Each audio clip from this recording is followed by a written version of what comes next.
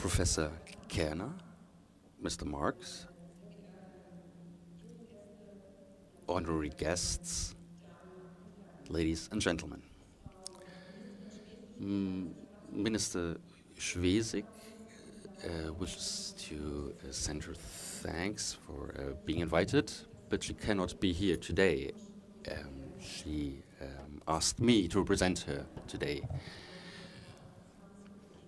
The invitation to this Congress was received at the beginning of the year when we discussed a lot of topics that have to do with violence. Two pathologists from Berlin in a report said that there is more violence against children in Germany, and since February we are discussing a better protection of youths and children from abuse, especially in the internet.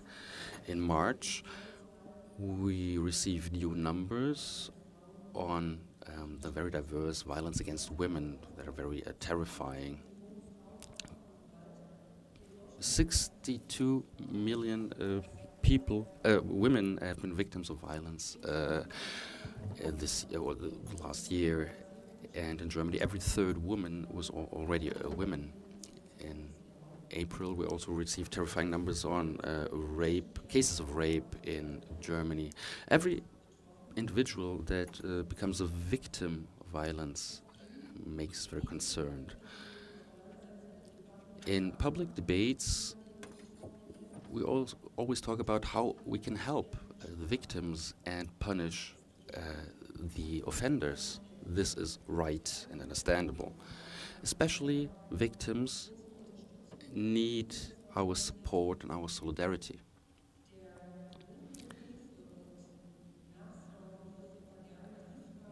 But I would also like to add the questions: how could these cases of violence be prevented? What could we have done in order to prevent a crime, to avoid a crime? Which are the conditions that lead to violence? Prevention from crime and violence has to be put more in the focus. Therefore, I'm very pleased that I can talk with you, the practitioners of crime prevention, people from the justice system and police, that we can talk about these questions. You want to prevent violence. Me too. So thank you very much once again for this invitation.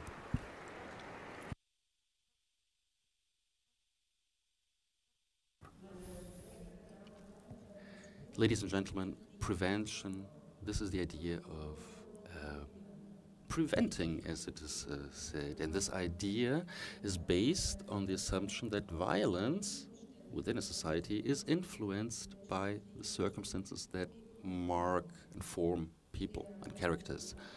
In prevention work, we want to identify these conditions, these circumstances, in order to avoid violence. An effective fight of crime is therefore not reduced to security policies. The prerequisites for a successful crime prevention is also a social policy that creates the conditions so that criminal tendencies are not formed. A society that wants to prevent needs a state of prevention, a state that cares about prevention. People must not grow in a culture of violence. They have to have equal chances of participation. People who have chances and can participate, people who have opportunities have a lower tendency to violence, and I'm convinced about that. In our social ministry, as we also call it, we want to create a modern social policy that enables equal opportunities for everybody. And this is a chance for us. A policy for stable social relations and social integration is the best prevention from crime and violence, because it opens up opportunities to live your own life without having to harm others. A preventive society has to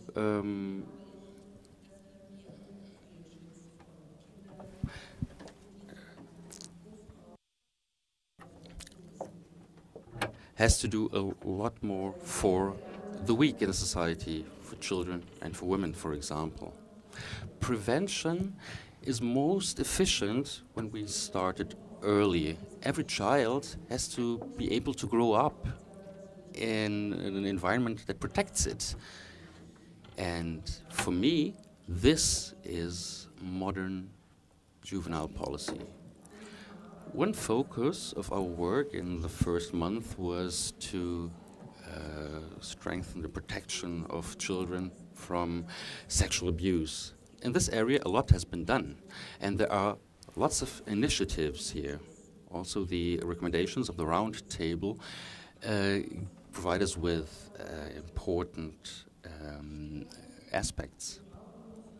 But here we can also improve. I think that for an efficient protection of children and young people from violence, we need effective or efficient instruments that systematizes the answers.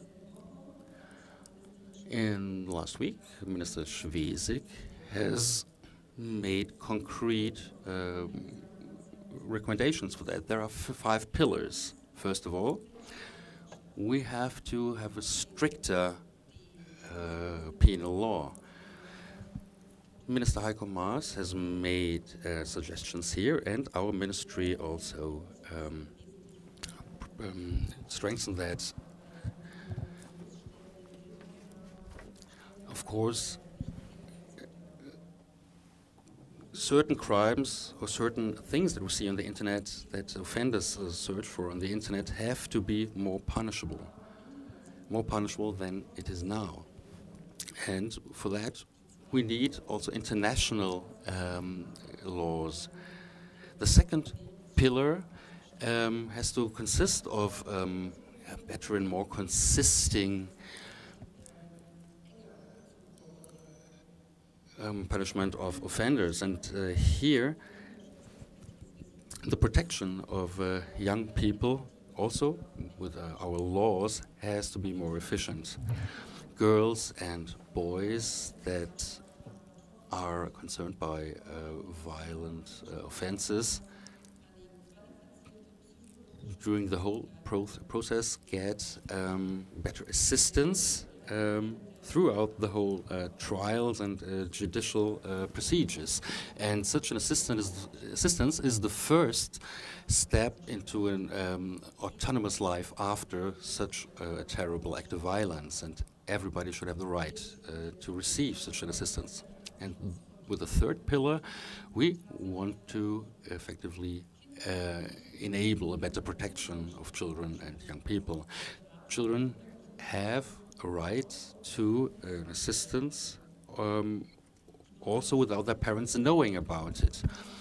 The youth centers and agencies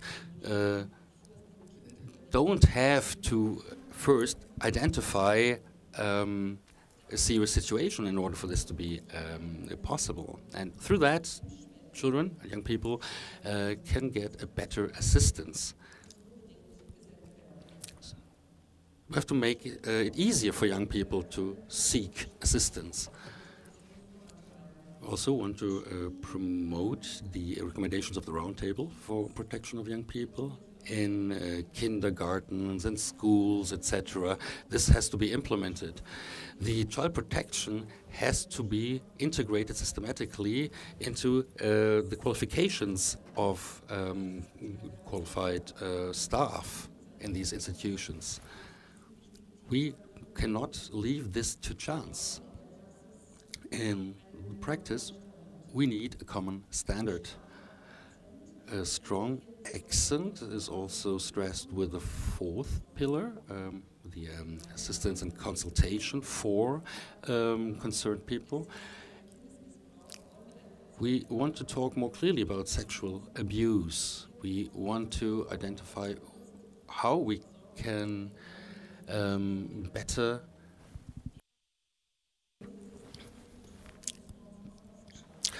create qualifications and competencies in all concerned fields.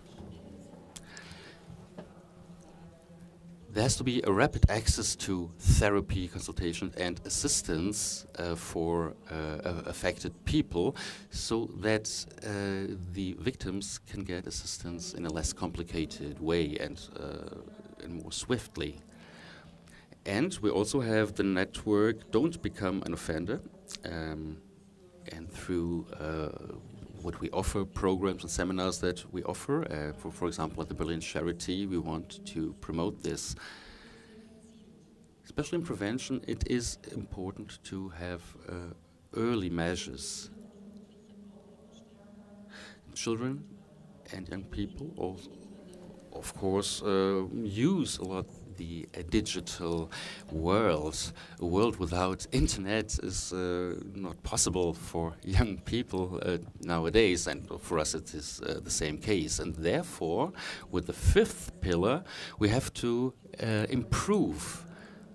We want to have a modern digital media protection for children in order to protect them where it is necessary. But we also want to integrate the children and youth associations and also the media associations here in order to join up. In the gray zones of child pornography that have not a common legislation internationally, we want to break up this market and destroy it. And together with the internet providers and other companies, we want to create an internet network where accusations and reports of internet users are assessed and evaluated.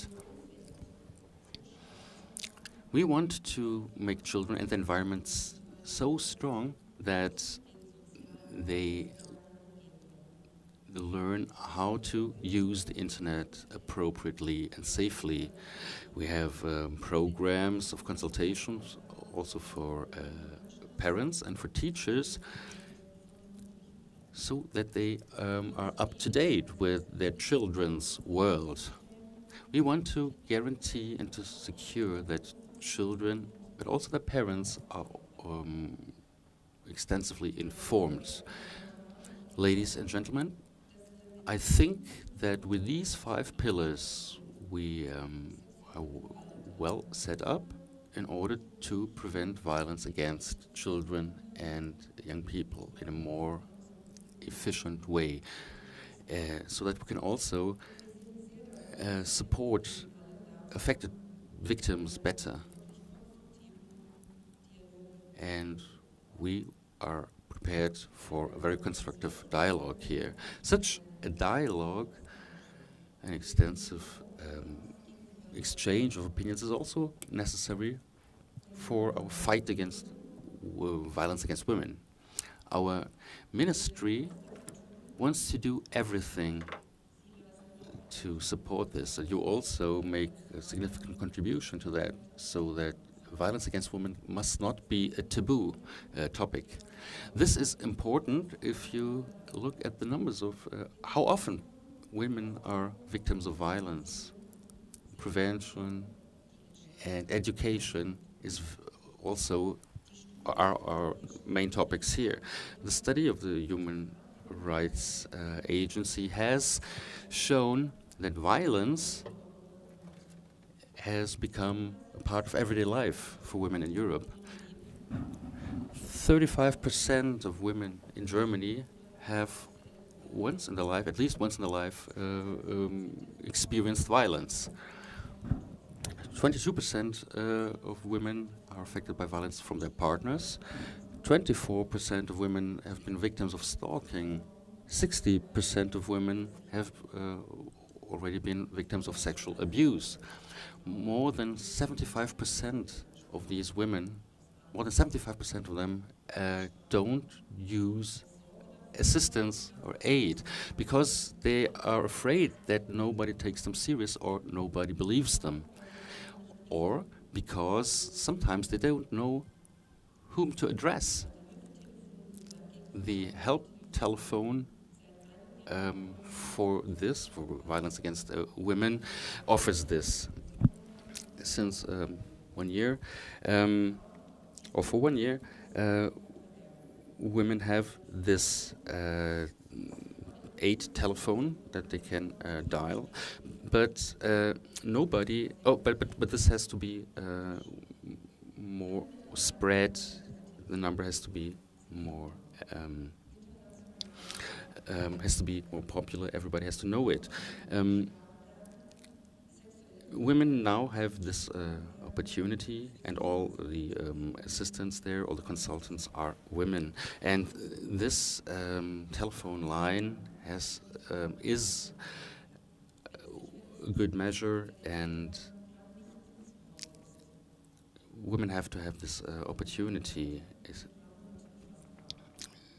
They can call it when they have taken courage to do that, and when they do that, they can talk with another woman. There's also an internet chat possible. And competencies, responsibilities, they don't play a role on the phone. I think this help telephone is a very good complement for the other means that we already have, because it is easier for victims to get into contact. It is a question of offering and of wanting help. Women are often seen as the weak sex in society, and this also has to be changed. We need strong models, strong role models here, and this is another important aspect so that violence against women can be prevented. With this understanding of the roles, it is also important to tell children very early that the sex does not show whether you are strong or weak, that there are no fixed roles in society. I already said it at the beginning. Equal opportunities are a best prevention from violence. Ladies and gentlemen, prevention from violence and crime has to be started very early and very extensively. It is the objective of a social welfare state that has to invest in early prevention. We need a policy that makes children and young people strong and in favor of tolerance and more responsible when it comes to dealing with media and the internet. And we need a society that protects women from the diverse dangers of violence in everyday life. I think that a preventive way of dealing with crime is one of the best approaches, even better than most exciting public debates that we follow nowadays, even if it is not so spectacular at first sight. How diverse prevention can be is a thing that we want to discuss in our ministry family, and we want to discuss it with all of you. And I think that together we have an important mission for a safe and open-minded country. I wish you a good Prevention Congress, And we are very pleased at our ministry to cooperate again and again with you when it comes to all of these vital questions. I'm sure that together we will be able to enable a lot of things. Thank you very much for your attention.